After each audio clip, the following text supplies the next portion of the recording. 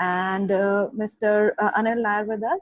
Dr. Nishant is Associate Dean of Student Welfare in Shiv Navin University, and Mr. Nair is Director Admissions Marketing and Outreach. And we will be taking all your queries in the second segment. So, sir, Nishant sir, over to you. Right, thank you. I hope my voice is loud and clear. Yes, you're perfectly audible. Okay. Good evening, everyone. Thank you, Almas ma'am, for the introduction. I would have loved to do the session with you, physically being with you, either at your place, or we would have invited you to come to our campus and see the campus for real. But then, given the situation, this is what it is, and technology comes to our rescue, and we are trying to convey whatever that we wanted to convey in a best possible way. So, without much ado, let's begin. And what I want to convey today, as an academician, as a teacher for the last 20 years now, that how education has changed and why is there a need for the change in the way the education is imparted. And it's very important for you to know, because whatever university and college that you are going to choose for your higher studies, that place should have these kind of qualities and virtues, so that you really qualify and then become a true professional at the end of your degree, right? So the topic of today's presentation is the importance of multidisciplinary education in this current global challenges, all the more brought by this corona pandemic. I'll like to begin the presentation by a quote from none other than Einstein, who said the value of an education and liberal arts college, take this as a university, is not the learning of many facts, but the training of the mind to think something that you cannot actually learn from textbooks.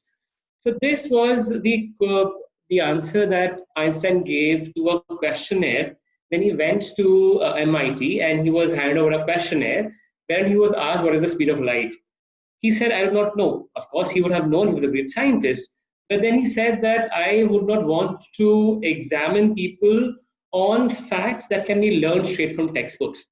And therefore, the college education or the university education is all about training of the mind and something which prepares you for things to come. And something that you can easily learn from textbooks is what education is all about. And why this is important is because we have an unpredictable future. The world is changing at such a fast pace that there were things that were in vogue, which were, the flourishing business of that years of that day. They do not exist now. So products and technologies, they have become obsolete overnight. It's not only about technology. Even if in case you want to run your business, you want to be relevant in today's scenario. And that is why it's really important that whatever education that you take gives you those tools so that you can ride the next wave that is coming, the disruption wave that's coming.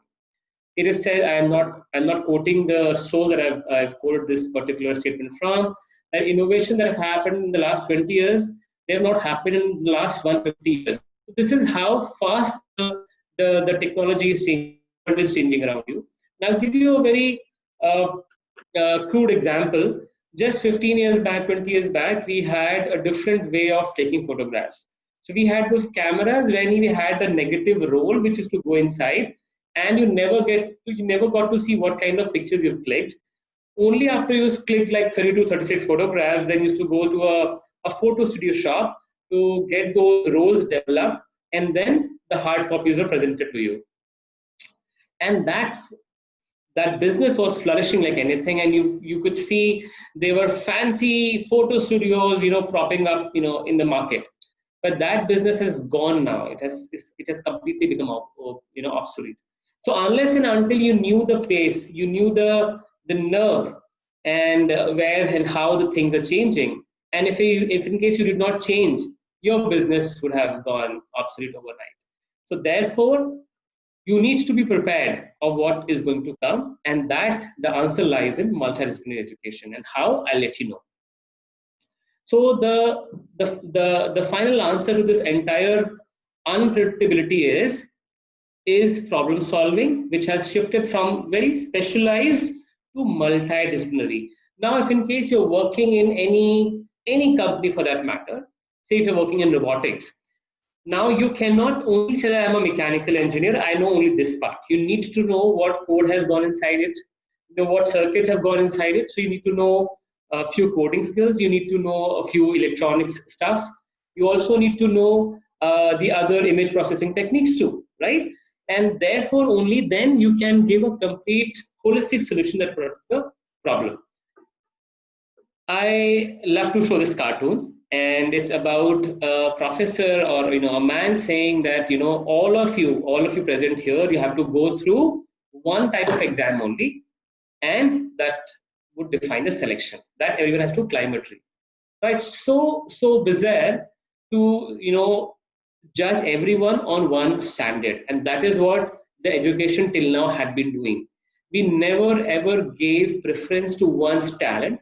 We never ever tried to find out where is one's strength, it lies, and then to hone it, to grind it, and to sharpen it. And everyone was given one set of examination. I just love this expression of the fish, right? And if in case you give this examination to the fish will then spend its entire life thinking that it's incapable, it's stupid, it does not do anything, right?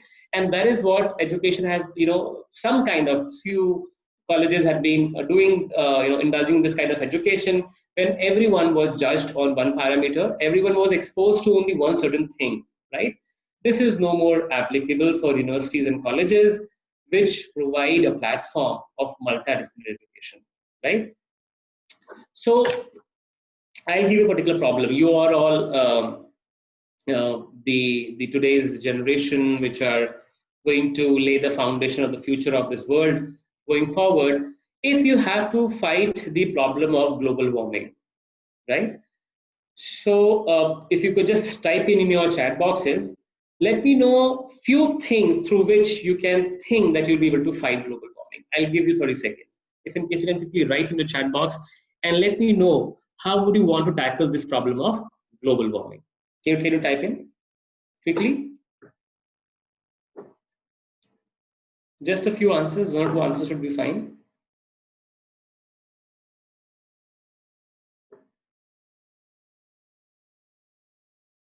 Okay, I think I should go ahead. So given the fact that you have a global warming problem, you can first address it. Oh, I have an answer there. Plant more trees. Yes, thank you so much. And that is one particular area. And then, so you need to know the policies of that particular land before you plant more trees. You need to know the politics surrounding that particular state and that country and that particular place. You also have to solve problem by providing technological solutions, by alternatives, by giving electric vehicles. So technology comes to your rescue, science comes to your rescue, and you also need to understand the socio-economic fabric of the society where you need to implement solution. The problem was one, where they need to target it from 5 different places, right? And you cannot just say, oh, I'm an engineer, I'll only give a technology solution. Oh, I'm a scientist, I'll give only a science solution. Oh, I'm a liberal arts expert, I'll give only this particular solution. Your solution should be a complete solution, a holistic solution, and you'll be able to provide holistic solution only if in case you know the facets of everything around you. And you can learn it if in case you have passion in that area. So therefore, what is multidisciplinary? Multidisciplinary is nothing but teaching the whole child. That means, I'm sorry, this thing is not working. Yeah, teaching the whole child. That means your interest, your needs, they have to be considered in selecting the material that has to be taught to in the first place. Okay. Few examples of multidisciplinary approach here is smartphones. Okay. So what all do you think goes into it? So what all kind of engineers or scientists or people who are involved in it? Of course, no guesses. Software engineers, computer hardware people, IT people are involved. But if in case I say that there are mechanical engineers also involved there, would you believe that? Yes, micro manufacturing, right? And there are design people also who are there. So one particular set, but then that particular problem is handled by computer scientists, by engineers, by technologists, by you user experience people, by user interface people, by design people, and also by mechanical engineers, right? So nothing is, nothing is happening in a silo. It has to have a larger platform where you have to have knowledge. You might not be an expert in all the areas, but at least you should have fair amount of knowledge of all the areas. Let's come to life sciences. Life sciences, biology, of course, people in life sciences and biology, they will be there. You will see these prosthetics there, right? These artificial limbs there. Now, for the same, you need people who are expert in biomechanics, in bone mechanics, right? So there are people who would be expert in finding out how much is the strength, how much is the stress induced, and for that you would need mechanical engineers. So engineer tying up with the life scientist, tying up with the biologist, and that is it. And even the electronics engineers would come and mount certain sensors there. There's some amount of coding there, so everyone is involved, right? And of course, talking about telematics and data analytics is not a big deal. You all know about it. So therefore, the outcome of such a strong training of a multidisciplinary platform gives you so many things. Of course, there's an enhancement of critical thinking, problem solving, because you get to learn about all the facets from different streams, and therefore this critical thinking, it develops, right? So you also get to explore topics from a range of subject boundaries, and it motivates you to pursue new knowledge in different course areas and different subject areas. And let me tell you, and why does it matter? So there's a term called as Industry 4.0. That means there is a stage at which we have reached in industry. So if this is 4.0, there might be Industry 1.0. So wherein all the machines it started, and then how we progress from Industry 1.0 stage to Industry 2.0, Industry 2.0 to Industry 3.0, and now we've landed to Industry 4.0. And why it matters, that is what you need to understand, that the way that we've progressed in industry, and why does it matter? So the better question is, the better the question, the better is the answer. Let's see how the world works. So giving you a crude example, this is, say, Industry 1.0, when we started learning to use some certain kind of tools. This is a tool to grind your grains. This was all manual. Then people learned, if in case you can automate this particular grinding process, this movement. So we had free flowing streams, and through that water power, they made this particular wheel rotate. And through the rotation of this wheel, this shaft rotated, and the shaft was then connected to this particular handle. So then we had an automation which was given to this particular, grinding machine, and it became automated to a certain extent. This was Industry 2.0. Then came motor power. Then came institute to picture it. It became mechanized. We had electrical power there. Fine, it was doing the work absolutely fine. But then came Industry 4.0. Not only we brought electricity, or we made it mechanized, we made it automated, but then we also solved the problem of bulk production, of mass production. So there is one setup which is producing and grinding grains in tons together, right? So this was Industry 4.0, and this is how it progressed. And this is just one very crude example that I took. So we had Industry 1.0 at the end of 18th century. By the end of, beginning of 20th century, we had Industry 2.0. Then came robotics and things like that. That was Industry 3.0. And now we are on this particular stage, which is Industry 4.0, which is based on cyber-physical systems. You have IoT, you have big data, and things are governed. You sitting at some place and you're controlling things from from a remote end. So this is Industry 4.0. So what are the the aspects which govern Industry 4.0 or the current situation? Of course, it's based on the digital revolution. There are small and powerful sensors. Machine learning is there. All pervasive, all present internet is there. Artificial intelligence is there. But the important question is, what happens to the labor and energy cost? That's really important. Just to give an idea of how much did we progress in the last few years, just way back in 2016, just in 2006, I'm sorry, these things, they never existed. There was no Snapchat, there was no Hike, there was no WhatsApp, there was no iPhone, there was no Kindle. Can you imagine? Just a few years back. And to give you an idea how technology has changed over years, and there was a certain time frame when we could reach 100 million customers. It took telephone 75 long years to reach 100 million customers base. Internet took 7 years, Facebook took 4 years, Instagram took 2 years, and something as stupid as Pokemon Go took 1 month to reach 100 million customers, right? So we are changing at such a rapid pace, and you need to be abreast and quick with everything, okay? Where's the impact? The impact has been, of course, at a national or global level of such a quick change. It has happened on businesses. I just gave you an example of the photo studio business. Of course, it affects the economy. It affects an individual if in case you're not really prepared for what is going to come next, what is the next disruptive wave, what kind of changes it's going to bring, then of course it's going to affect an individual, and at large, it affects the society also, right? So if the impact is at a national level, at a global level, societal level, at the individual, there are certain effects at the identity, even morality and ethics level too. Do we address them? Do we really care for them? Human connection? Yes, there's a huge debate on how this industrial change has changed the human connection. There was a concept when people used to sit together, chat together, share experiences. Now everyone busy is on the smartphones, right? So that connection is lost, and therefore the change you would have, you've seen the recent suicide cases and the recent surge in depression and stress and anxiety level. So part of it is blamed on such a fast changing industrial revolution too, or the fast changing growth in technology. But then can we really blame technology for it? Where is our brains? Where have we applied our brains? Our common sense, is that not applied? Okay. So therefore, critical thinking is very important.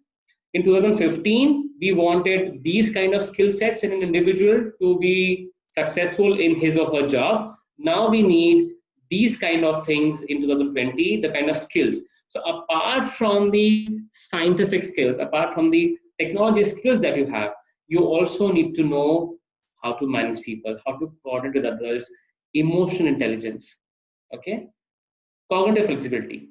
And all these traits, you will not become an expert unless and until you're a part of a bigger multidisciplinary education platform. Normal other universities and colleges, they have been teaching you only in one particular area. So there was a reining on the horses. You've seen horse is reining from both the sides. It is made blind, right, so that it can see only one direction. And so was the system. And it was not wrong at a particular point in stage because you needed experts in that area. But now, as I said, that things have changed at such a huge scale, at such a huge pace also, you need expertise in more than one area. So therefore, you have such kind of things that are important. So if the industry changed from Industry 1.0, Industry 2.0, Industry 3.0 to Industry 4.0, is there a need to change the university education system too? Yes, there's a change, right? So I am not trying to say here that academics should be there in the rat race and should be chasing the industry and changing its curriculum based on the industry. No, we'll never be able to do that, right? Of course, there are talks about how to bridge the industry and the academia divide, but then university education cannot keep chasing the industry because the pace at which the industry is changing, the education will never be able to catch up to it. Okay, and there's no need actually. All you need to have is such an education which gives you such strong base and a strong platform and gives you those skills on which you can actually ride and catch up on whatever disruptive wave is going to come next, right? So University 1.0, we had Gurukul system working absolutely fine. There was a more one-on-one connect and people used to learn a lot. Then came University 2.0. It was sage on the stage. There was a faculty, the teachers standing on the stage addressing, gathering. The problem with University 1.0 Gurukul stage system was that the education was working fine, but it did not have the ability to expand, to reach out to a larger audience. So there came University 2.0. But then we realized, of course, that was not fine. Then came University 3.0, wherein you just did not have a seat on the stage, but you had a guide by the side. When the teacher or the faculty used to sit with you, be your guide by the side, and guide you through your problems. And now we are in University 4.0, which is bringing in the concept of flipped classrooms. And with this current COVID pandemic, people have experienced what online education is all about. So I'm not a great proponent of online education. Of course, if in case there's no replacement of a university education system or a college setup.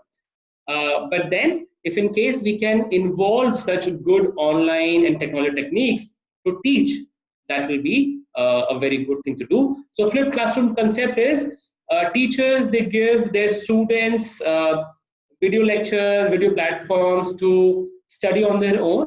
And then when they come to classes, they come well prepared with the topic. So they discuss then the problems faced in that particular area. So it's all about doubt clearing session. Okay. So we're bringing technology to help in conveying the right kind of education in the right way at the right pace. Right. I hear and I forget. I see and I remember. I do and I understand. This was a very famous quote given by somebody. And somebody, if in case somebody remembers, can type in the chat box and let me know the name of the person who gives this quote. But what I would want to focus here is on experiential learning. We have moved from rote learning concept, from cramming the notebook concept. That is what Einstein said, right? I do not want education to be such that it presents you the facts which are already given in the textbook. No, not required, right? So you have to get your hands dirty in order to understand the concept, right? And therefore choose a university which provides you, which stresses more on experiential learning. Also, when I say guide by the side, while choosing a university or a college for your higher education, please look into the student is to faculty ratio, student is to teacher ratio. That's very important. UGC recommends 20:1, 15:1 is a fine ratio, but at our university, at Shiv Nadar University, we have a wonderful ratio of 10:1, which is unmatched it's not in most of the universities in India, right? So while you choose your education, your higher education college or university, please keep in mind to check first the multidisciplinary education platform. Second, what is the student faculty ratio? And if in case it's indulging in experiential learning. I've given you 3 important facts. Yes, this quote was given by Confucius. So let me come to the live examples. In my university, in Shiv Nadar University, we have a School of Engineering, under which we have computer sciences, chemical engineering, civil engineering, electrical engineering, electronics and communication, mechanical engineering. Under School of Humanities, Social Sciences, we have a lot many branches. I've just written a few. We have English, History, Economics, Sociology, we have Economics and Finance, and we have also International Relations and Governance. Then under School of Natural Sciences, we have BSc degree in Physics, Chemistry, Maths, and Biotechnology. And then we have a School of Management and Entrepreneurship, under which we have BMS and MBA of Commerce. So if I ask you that in order to become a good financial banker, what all things do you really need? What are courses, what are subjects you really need to study? Of course, you need to study finance. And what else? You need to have a knowledge of mathematics. So you may be doing Bachelor of Management Studies, or you might be doing BSc Economics, but you need to have knowledge of finance. You also have to have knowledge of maths to become a successful financial banker. And only when a particular college or university is giving you enough flexibility and choice to pursue these simultaneously, apart from pursuing your interest, this gives you an edge. Let's go to the next example. Art conservator. So what do you think? Of course, history is important. You need to know the history. And with history, you also need to know chemistry, right? So, if in case you're doing a BA degree in history, side by side, you can also pursue knowledge and courses and subjects from chemistry. Data mining, of course, no guesses. Maths is very important, then economics is important. Social researcher, of course, you need to know sociology. Yet the correct pronunciation is sociology. No matter how rustic it might sound, it's not sociology, it's sociology. But nowadays, even sociology is accepted too. and maths. So maths is important. Maths is everywhere. You need to have basic knowledge of maths to excel. High performance computing, of course, computer sciences, and then maths, as I said, is very important.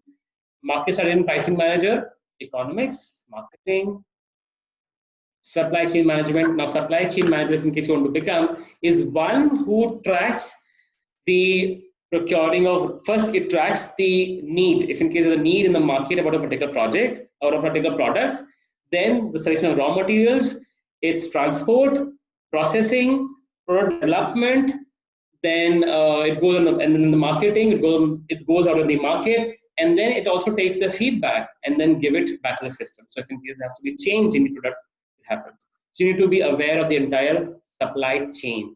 Okay, and supply chain, of course, will take most of its facets from School of Management and Entrepreneurship. You will be surprised to know that supply chain management is an integral part of mechanical engineering. Mechanical engineers, they become very good supply chain managers. And of course, you need to know economics, sociology. Why sociology? Because you need to understand the nerve of the society, of the public, and how well would your product be received. That is something that is very important for you to study. Technical writer. Before this, I'll give you an example. I met a lady 2 years back who had come to my university, Shivnadar University, to give a lecture. And she was a technical, scientific jockey, right? I had heard the term DJ, I had heard the term RJ, I never heard the term scientific jockey. And she stays in US and she does a program on radio, and her program is aired twice on the radio channel. And by the way, she was a scientist. She was a PhD in biotechnology at US, and she was working in a lab. But at the same time, she had this flair for communications. She could speak well, she could write well. So she thought she'll make a career in something which involves communication, which involves writing, which involves speaking. So what she does is, in her program, she converts, or she makes people aware about the recent innovations or the recent technological developments that have happened in the past few days.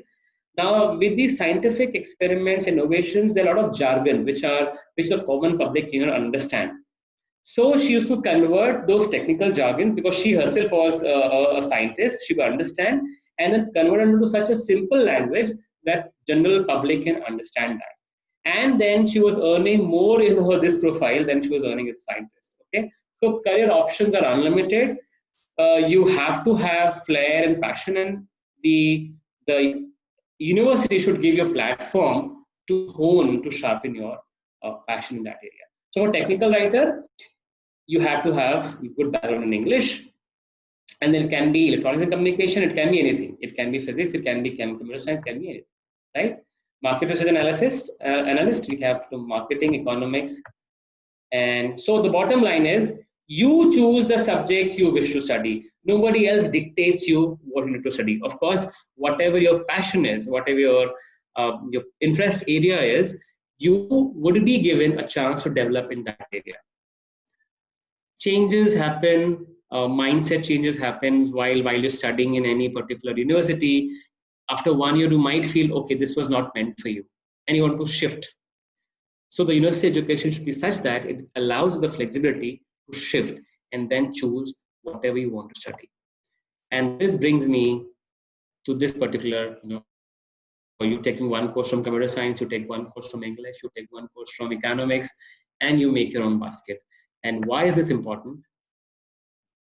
Is because at SNU, at Shivnadar University, we give you 2 degrees in 4 years. So your major can be anything. You might be pursuing your major in mechanical engineering, major in computer science engineering, major in physics, major in economics, major in management, whatever your major is. 60% of the subjects you study from your major.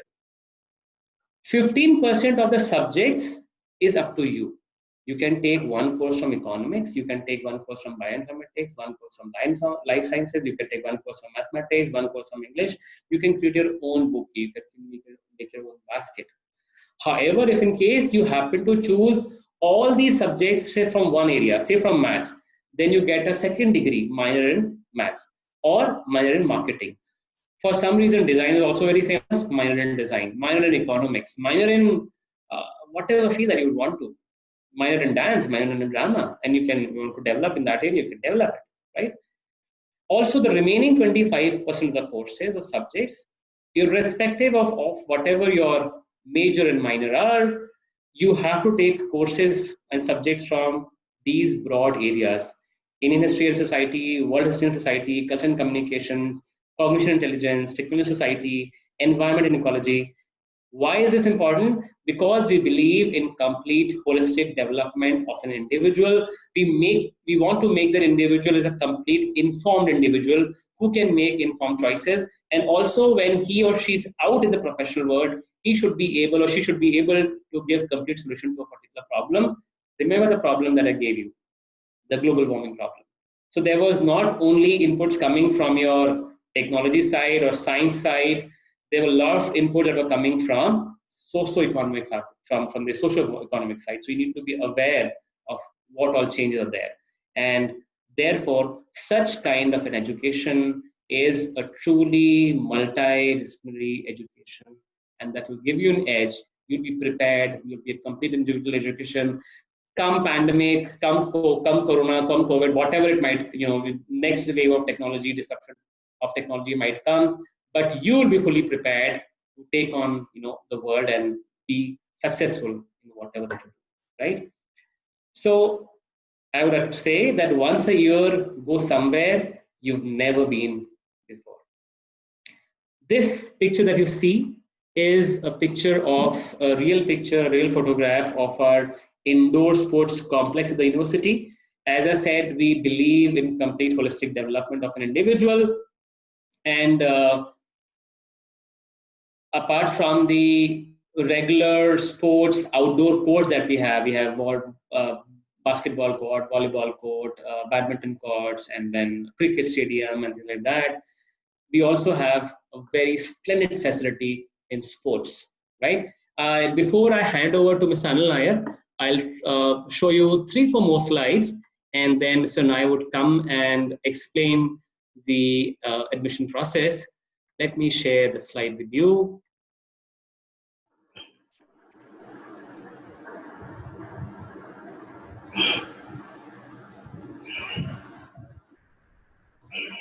So, Nishant sir, meanwhile, I want to thank all the school counselors who have joined us today. We have Ms. Astha Mahajan, Ms. Preeti Puri, Ms. Uzma Kamar, and I'm sorry if I'm missing anyone. Ms. Vibha Bose is there. They've already introduced themselves in the chat boxes. And Right. I guess we have one question. So should I take this question right now? I can take the question right now. Yeah. Please Yes, ma'am. Good evening to you. Good evening. Good evening, ma'am. Good evening, Can you ma'am. hear me? Yeah. Yes, we So can hear you. I have 2 questions. There is one student who has come to me and he is interested in acoustic engineering. Okay. Very, very keen on acoustics and sound engineering. Right. Would there be any such course which he can do, or is there anything which would be good for him at your place? Right. I'll let you know. So acoustics again is a wide area, and it covers 3 aspects. Of course, have to have a strong background in physics. So we have a physics course with us, which has courses in sound. Even mechanical engineering, we deal with sound energy. So that is the 2 areas. And then you would be happy. It's a good thing to know that we also have a department of communication with us, wherein we have a faculty who specializes only in sound. And apart from the regular, camera work, or apart from the regular filming thing, how sound mixing takes place, how acoustics takes place. So we have, apart from the common purpose hall, we have a special multimedia hall which has been developed, which was developed with state-of-art sound acoustics, and there were engineers and even faculty members and students who were involved in designing that particular multimedia room, and we play movies there.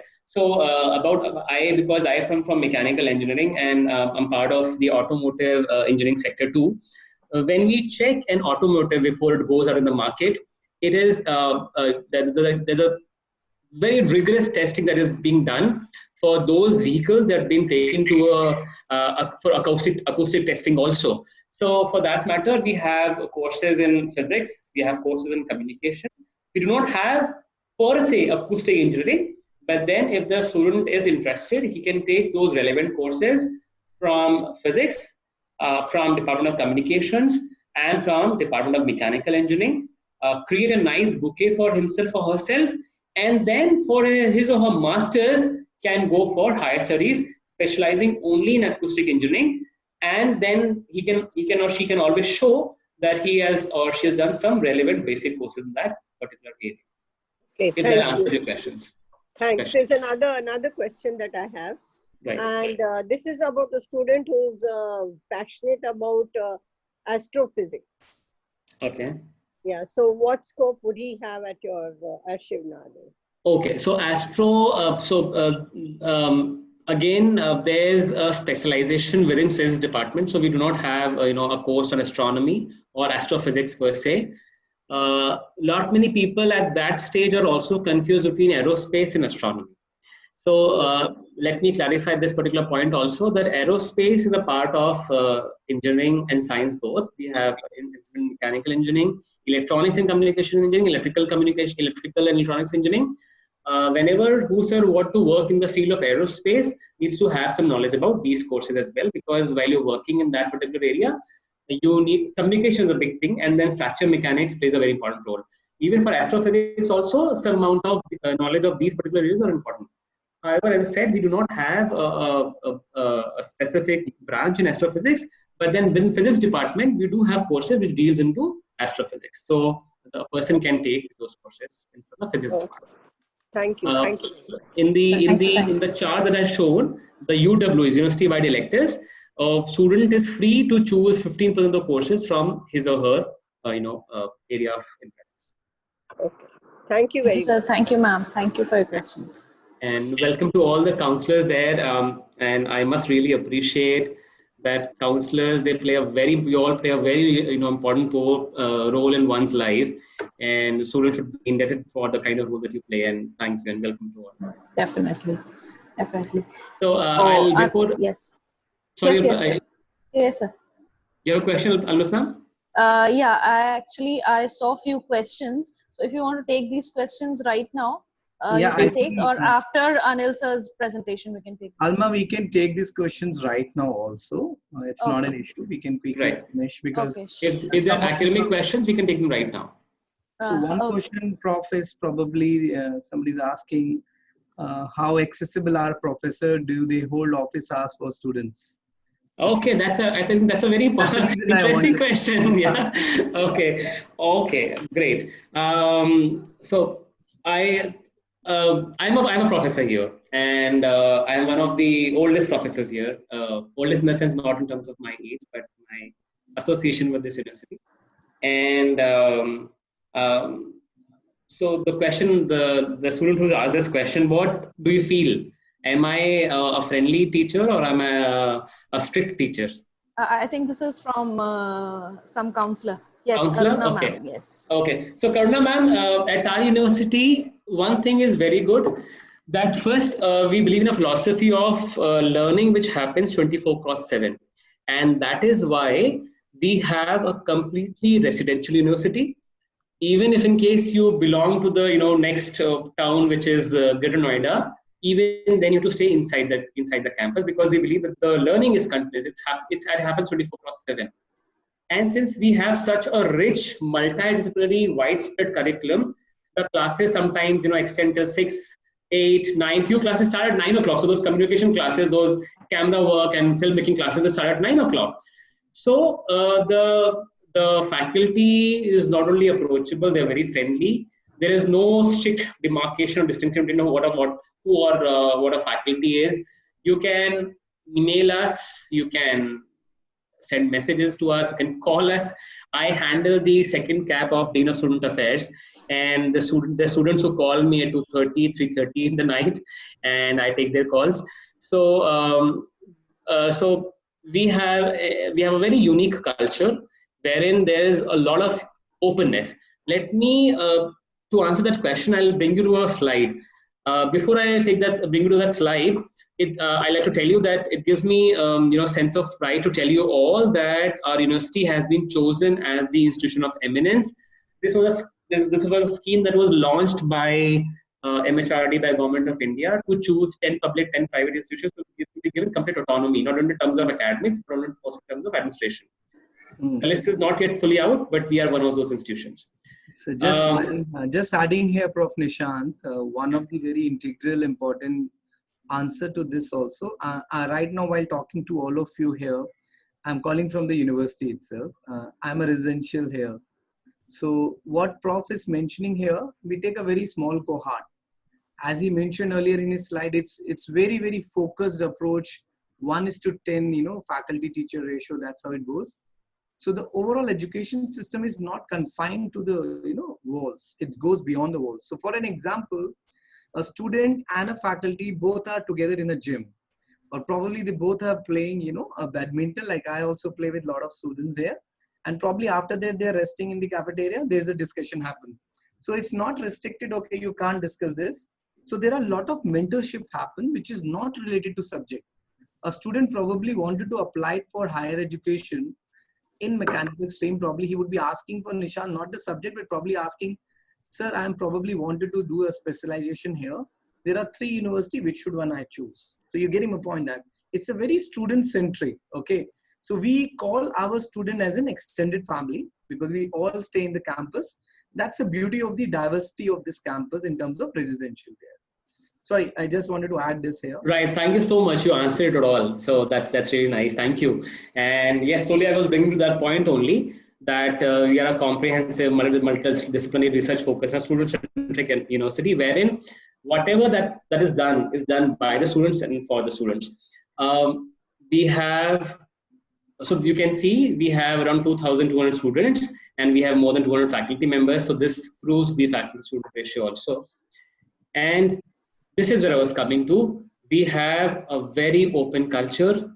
There's no strict boundary on who a faculty is, who staff is, who a student is. And only when you have that kind of an open culture, only then you will be able to foster exchange of ideas. Otherwise, it would not happen, right? And therefore, there's a need of a fully residential program. We believe in that philosophy. I hope that answers your question, ma'am. Yes, she says thank you. Yeah, thank you. So let me quickly go to Mr. Nair's segment.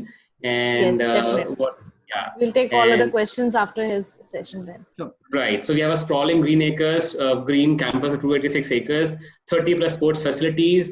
This was the picture that I was showing to you here. We have 2 adventure walls. We have a jogging track inside. We have a retractable volleyball court, basketball court. We have a squash court, you name it. And we have coaches also. We have more than 55 student club and societies that are there. And of course, intellectual pool from such global universities. And this I've already told you. And let me come to the part. So these are the few, companies that our students got placements. On average, we have a CTC of 8 lakhs, and we have a highest CTC of 32 lakhs, which is offered to our students. And our students go to such good places for their masters and PhD abroad. We also offer them on-campus jobs. They earn, the students, while they're in the second year, they work with such offices and they start earning. Prof. Nishant, do cover the OUR part also a little bit. Right, okay. So there's something which we really take pride in is our OUR program, which we fondly call as, OUR. The full form is Opportunities for Undergraduate Research. And since I said we are a multidisciplinary, comprehensive, research-based university, a lot of people used to question us back then, few years back, okay, research is valid, the term is valid for masters and for PhD. What do you mean by research at undergraduate level? Well, I had shown you the kind of intellectual pool that we have here, the kind of academicians, researchers that are there, the kind of faculty that are there. They are great researchers and academicians in their own area. And whatever that they teach at, even at the undergraduate level, at the BA level, the BSc level, the BTech level, they bring in a lot of experience of the research in their own area, right?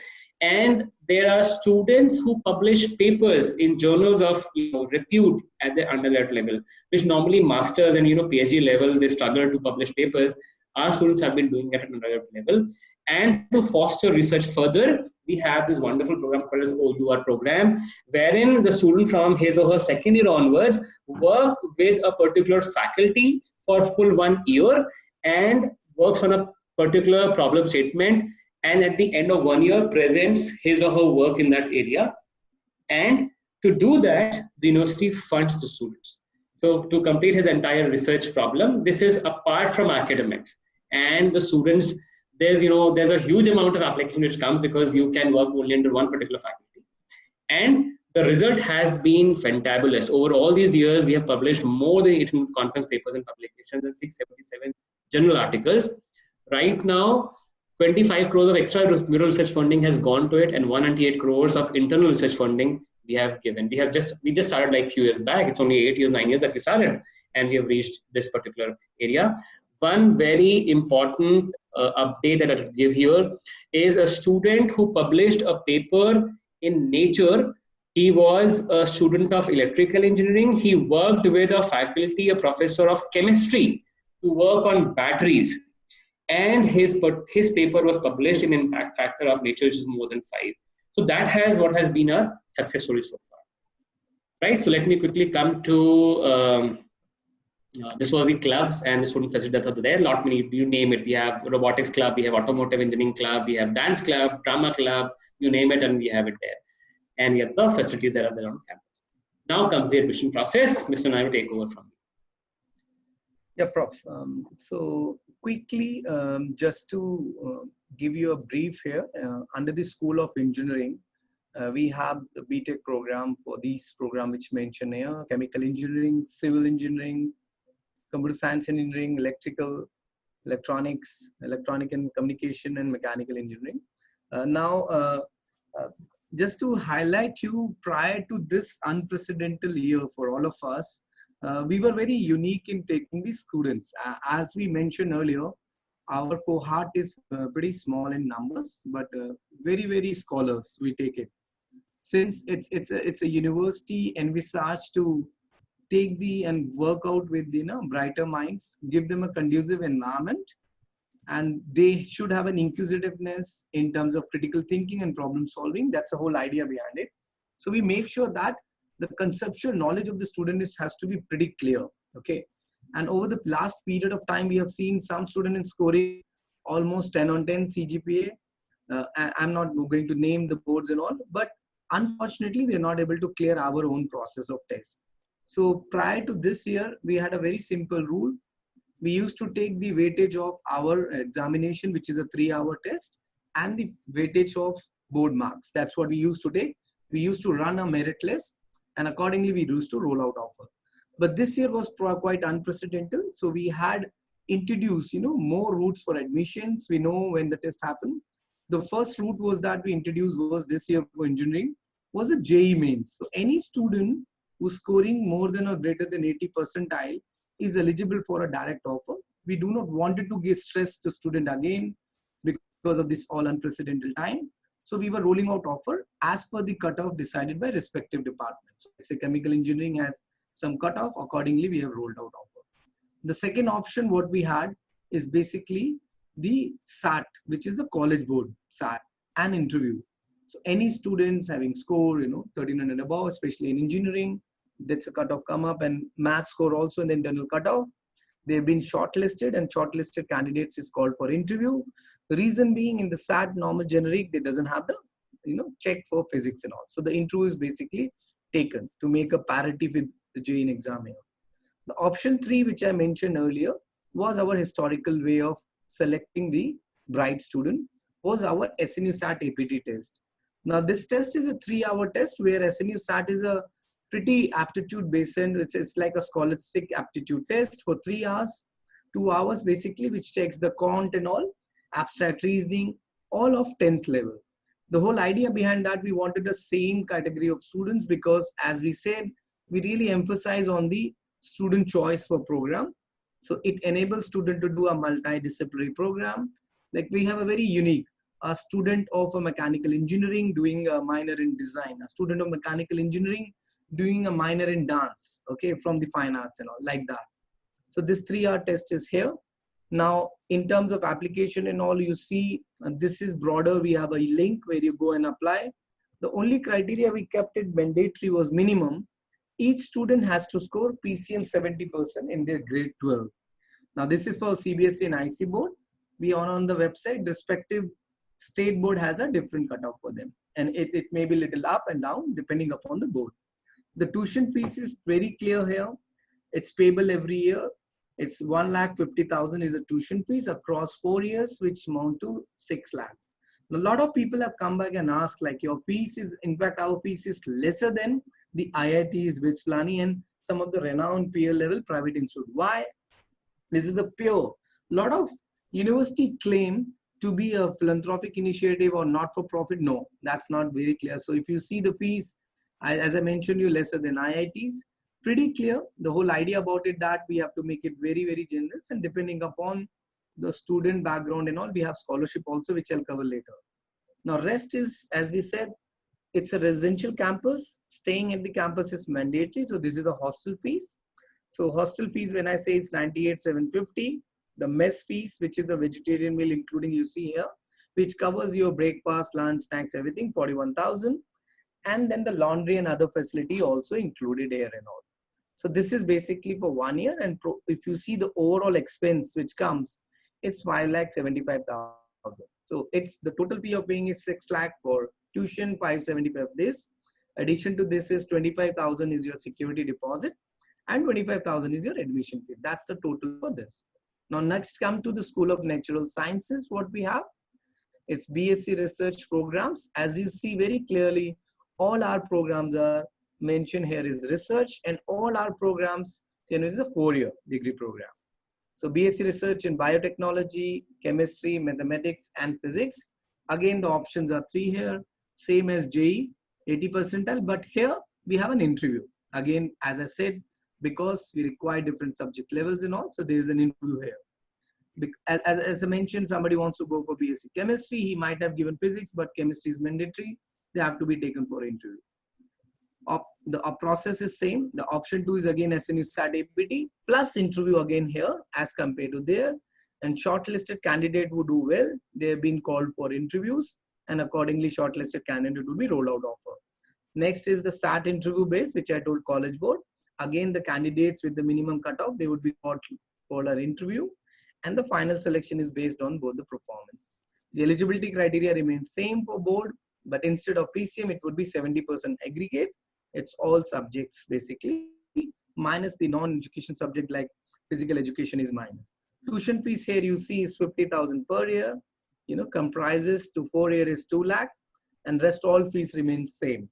The hostel fees and all, total is 5,75,000, 25K is your security deposit, and 25,000 is your admission fees. That's where it is.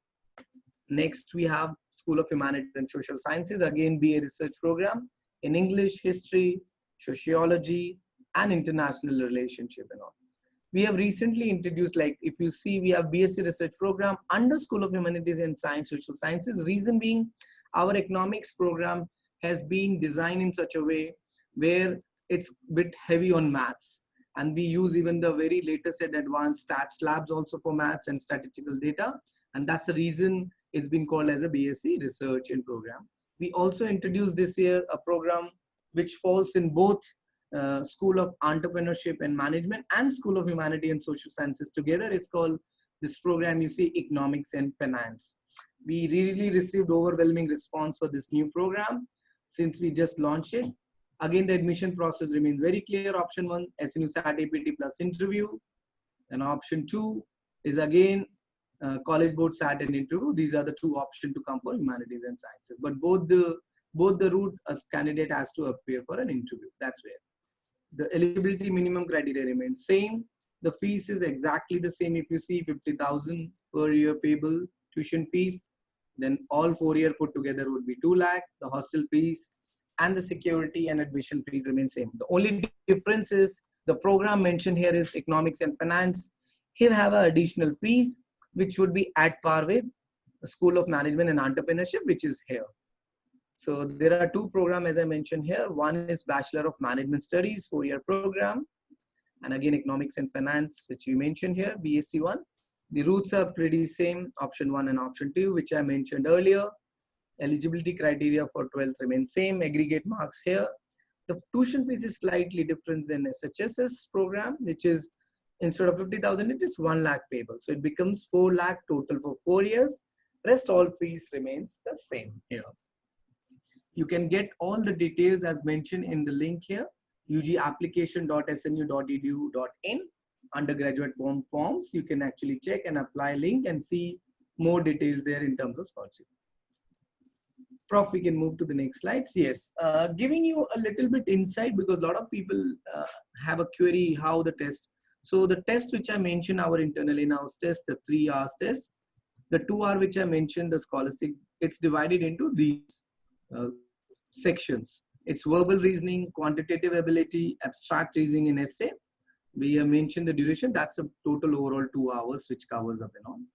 The balance, if you see the APT 1 hour, that is predominantly specific to the program student is applying for. So for School of Engineering, for all the program branches, the test would be of 30 minutes each. It's physics and maths. That's a test. If you see School of Humanities and Social Sciences, each program is mentioned. On the right hand side, the relevant subjects are there. So for economics, it's maths and critical writing. And similarly for economics, finance is same. For English, history and sociology, it's critical writing 1 and critical writing 2.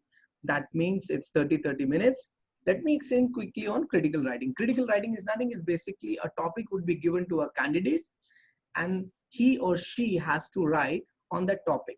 The topic probably could be, for example, I'll give you, if you're being chosen as a president or prime minister of a country, let's take an example of this COVID situation. You have an option 1 to probably continue the lockdown and let the people stay inside and things everything closed, or you have an option partially you open up, let the economy move. You wanted to make sure that you need to focus on economy also. So whichever route, it's not yes or right or wrong or right answer, but whatever point you're defending, you'd like to see whether you apprehended the problem side and what is your ability to answer those problems. That's what basically check, and definitely the English being taken care. That's where is critical writing. Similarly for Bachelor of Management Study under School of Entrepreneurship, that's the same. Economics and research has both. As I mentioned, economics required maths. That's the reason there's a maths and a critical writing both. The School of Natural Sciences, the program for biotechnology, as we say, bio is the main. Bio and options for students, physics, maths, chemistry, either one can be taken. BSc Research Physics, again physics and maths, BSc Research Chemistry, chemistry and bio, and so on the physics and maths and other program is there. I'm not able to see the slides here little, probably, but the other programs is also there. Now next comes, as we said, in spite of having a very competitive fees, what I showed earlier, we even believe to give back to the, the young scholars. So if you see, we have a scholarship called under the Gifted Scholarship, where it's being taken care. That means your tuition fees, your hostel, boarding, lodging, everything is taken care. So let's say top rank holders of 12 CBSE IC boards, Cambridge. IB grade, anybody is scoring more than 42 and about. Inspire Fellows, top 100. Awarded scholarship for higher education team. Similarly for JEE Advanced, top 500 rankers. And definitely even to promote, we have KVBI, where it's called Kishore Vigyanik Protsahan Yojana, fellowship holders. They all fall under the gifted scholarship and they get a direct admissions and total 100% fee waive off for them. Then second is merit cum means, as we said this year, we also have this scholarship where now student would be eligible in this case up to 100, whether it would be 70, 50, 80, the scholarship committee decide, but there are 2 criteria they have to fill. First, the student should score 92% and above in 12th. It could be the PCM or it could be the aggregate depending upon the program as you apply. The second condition they have to fulfill is the means where the annual family income should be less than 8 lakh per annum. And on those conditions, the committee will decide and they will offer the scholarship to the respective students. Third, but not the least, we have the rural scholarship. That's also be there. We have a list of schools. Probably in the next slide you have. Prof, can you check that? Okay, it's not there. Go back. So there's a scholarship list where you can go, where we can see the list of school mentioned under the scholarship there. Where the rural scholarship, there are schools covered under rural scholarship. They will also entitled for up to 100% scholarship there also. Right. That's mentioned on the website. Yeah. The list. Yeah. There is a one more scholarship which we have recently added. It's not mentioned here, is the scholarship given by the SAT, College Board. So College Board also give a scholarship of $2,500 for student who scored more than 1300 SAT score, plus the eligibility criteria for means, that's again the income, annual income should be less than 8 lakh. So those candidates also get that scholarship. If they have been selected to SNU, we also recommend. So all your tuition fees is being taken care from there also. Just wanted to those links, Prof, if you can show quickly. So these are some of the, look, as we said, Prof also mentioned, we would have loved to host you to at our campus. We do one initiative called SNU Experience, where we invite the college counselors, principals, and even the bright student nominated by respective schools. 2 to 3 days they come and they stay in the campus. Okay, so we give an exposure for them. They move from a K-12 level to higher education. Lot of time, student actually really understand, there's a difference in school environment. They have an aspiration to become, let's say, I've been told to do PCM. I'm not interested in BTech.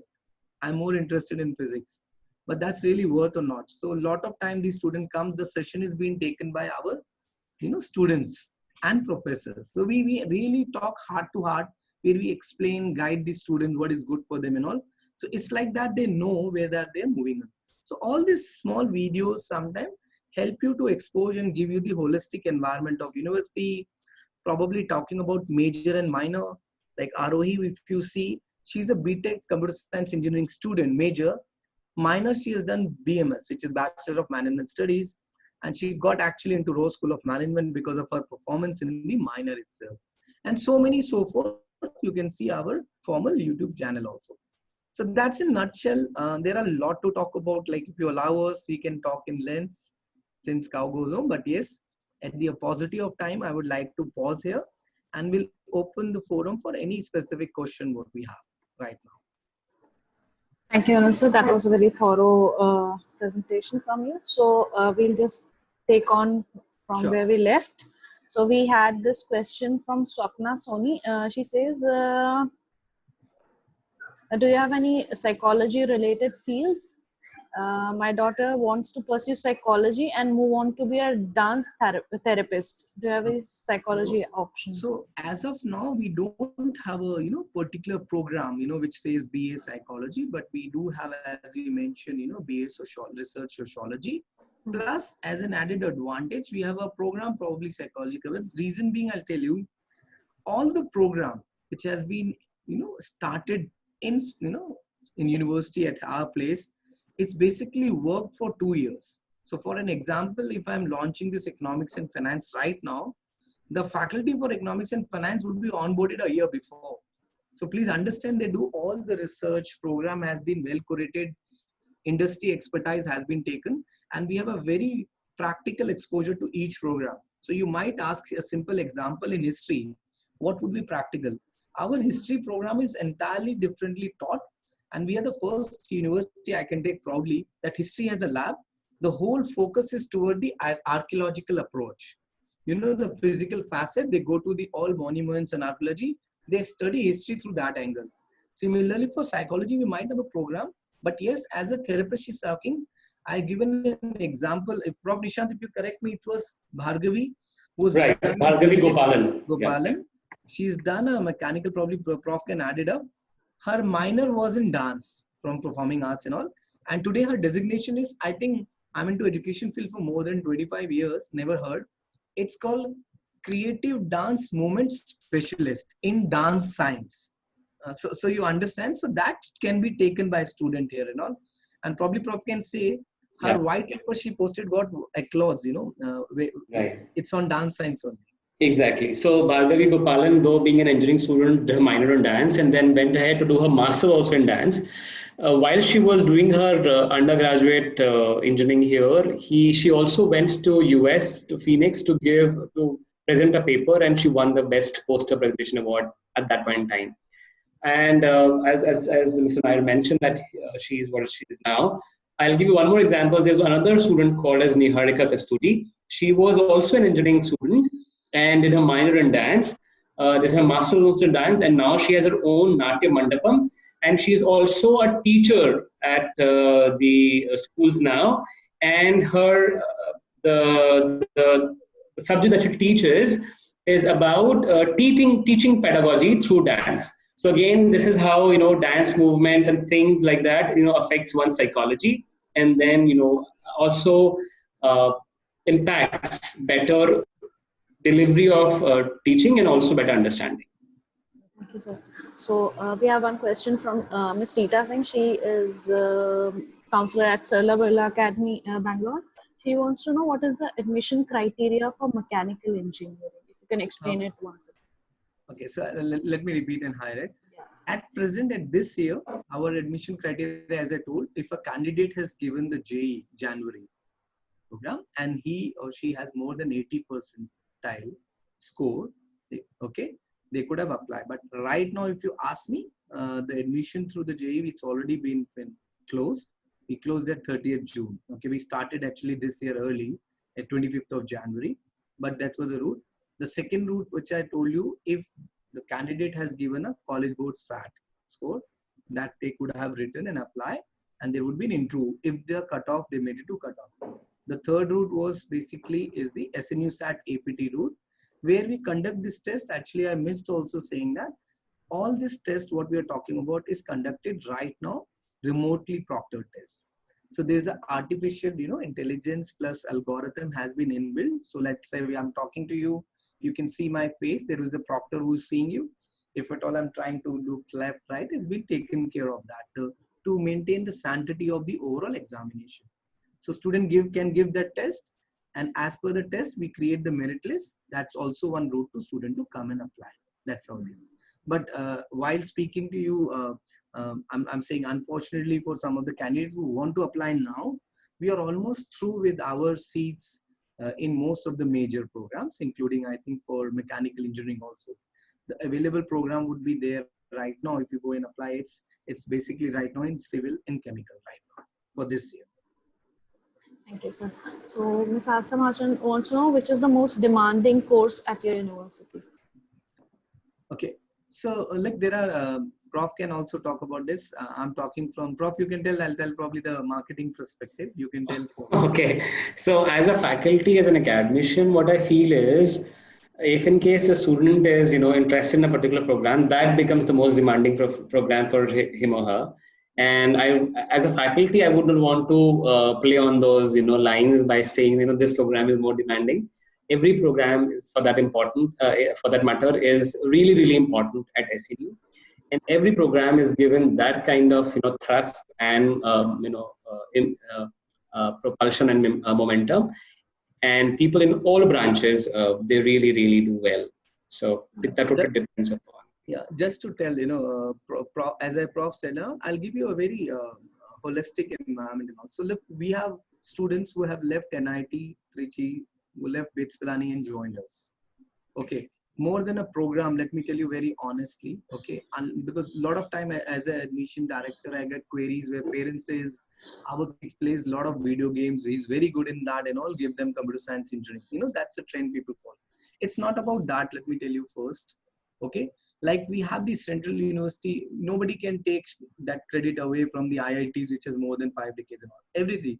Please understand, student joining IITs never joins for a program. Definitely they apply. Very few are getting. They apply for the institutes. And similarly for us, I'll tell you, definitely they applied SNU not because only CSC or IR program in SHS or sociology and history or probably physics and maths and all. They apply because they know the multidisciplinary, the breadth they have. So this is very important, as Prof mentioned there. It's a T shape education system, what we call. That means not the depth of the program, but the breadth of the program is very important. There are so many examples which we can give you here and all, where a student doing a major in probably BTech computer science and minor probably in maths also. Okay, a minor probably he's doing in economics. Okay, when we ask the student in that, and also probably the student by that second year, this major and minor they actually start taking from second year, because first year, as Prof says, a lot of students came and they realized computer programming, coding is not my cup of tea. In any other university, they have to actually withdraw or probably do a average performance, just pass out, give the degree back to parents. Okay, fine, you're happy, I've done BTech. That's what it is. It's not that we promote. Here he has a chance to change his course, okay, without wasting the time and all. And that's the reason this multidisciplinary is very important. So that's the reason, if you ask me, our whole branches are doing pretty much. But unfortunately, the whole trend in the education system, and predominantly in India, let's say example in BTech, people forcing students to go for computer science. But as I'm talking to you, our mechanical is overfilled. As I'm saying, we have Prof Nishant here and all say, because they have exposure. A student in mechanical can do minor in EC also. That's a possible major and minor, depending upon. So that's the beauty of the university in terms. So that's the reason I'll go back what Prof is saying in a nutshell. It's for us, all the programs are doing pretty good and they are in high demand. So Sushma ma'am has one more question. She says, are admissions still possible for 2021? Yes, it's still going on. Okay. 2021. 2021. Current year. Yeah. Current year. It's 2020 and 21. Okay. The academic year that way. Yeah, it's still on for some of the branches is there. But I think it's few days left to apply and give test, because that's the only route is left right now. So whoever is basically aspiring to be part of, our extended family has to take a quick decision. Quickly. So, and we have one more admission related query. So when does the admission procedure starts from? I think this one is for the next academic year. Next academic year, look, I'll tell you that aspirant, it's a very good question, but I'm sorry. As of now, we started this year in January with a very great hope that early admission. We started, but March, we all know what happened. So I'm not sure what will happen next year, because there are a lot of decision has to come. Yeah. We all don't know how the MHRD will move and probably give an instruction when to start. But as of now, I want to tell you, we are a very progressive university. We always believe in staying ahead of the curve. We have already starting our batch for first year batch from 17th of August. That's going to be the online. So we are prepared, we will do online. As soon as things will be better, things would be in control, we are going to call students for the residential campus. So if everything goes fine, and we all believe, I've always believed in positivity, things would be in control and all, I think we'll see better 2021, where people will probably not even remember what happened in 2020. Definitely. So we would like to start January itself, probably, or maybe earlier also. But yes, we request people to keep a watch on our website. If we announce, we will announce to everybody. So I think this is the last question for the day. So Aruna ma'am says, does this scholarship apply for the 4 years of college? Yes, when tuition fees apply for 4 years. But in certain scholarship, they have to maintain certain CGPA. Okay, look, this is very important. I'll tell you, we all know that. We dealing with the young minds, young kids. Rather, wrong to say kids, but the young adults, we are saying. They should also know that nothing is coming so easy. They've done so well in their board and marks and performance. We request them to continue maintain that performance. That's the reason the caveat is perform and earn. Perform and earn. So there's a CGP there. But yes, most of the time, it's like gifted or somebody from rural, we know. If slightly down, they can't manage, because a person who doesn't have a money doesn't have it. So we take care of that. But yes, we'll make sure that they have to maintain certain CGP, but not for all scholarships. Thank you, sir. Thank you very much. Yeah, thank you very much. So I think this is for today's session. I would like to thank everyone of you who have joined us today, all the students, all the counselors. Thank you very much for taking your time out. Thank you, Nishant sir. Thank you, Anil sir, for giving a very thorough information to all the answers. So this is goodbye from now. Stay safe, stay healthy, everyone. All of you, thank you so much, Almas, and parents and counselors and students. Thank you so much. Stay safe. One last appeal to all the counselors there, that now probably going forward the next session, they can also motivate students and counsel them for non-CSE branches, non-computer science branches also, and make them aware about the various career options there as well. Yeah. So very quick question from Rita ma'am. So she wants to know, please could you give the contact information regarding admissions for engineering for the session 2021? For the current session she is asking. Okay, fine. So I'll request, Almas, you Open can share, that. Hello, can you hear If me? you can open that slide, the last one, Nishant Yeah. sir. They can. Last slide, if you can open. And There's an email ID they can write. yes, and I can see Jayant has shared his number also in the Absolutely. chat box, ma'am. So you can take that number. Jayant is my Mr. colleague Jayant from Gogoi, admission. Yeah. Jayant is from my team, is my colleague. He will also be in touch. Yeah. Prof, last slide probably. Just give me a second. Last slide, yeah.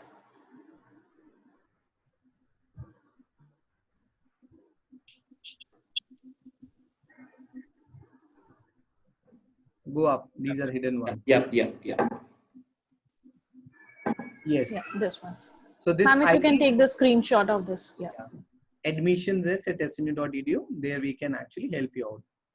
Yeah. And you have Mr. Jayant Gogoi's number also. Any support you require, please reach out to us. Yeah. So thank you very much. Thank you for all the questions. Yeah. Goodbye for now. Yeah. Thank you. Goodbye.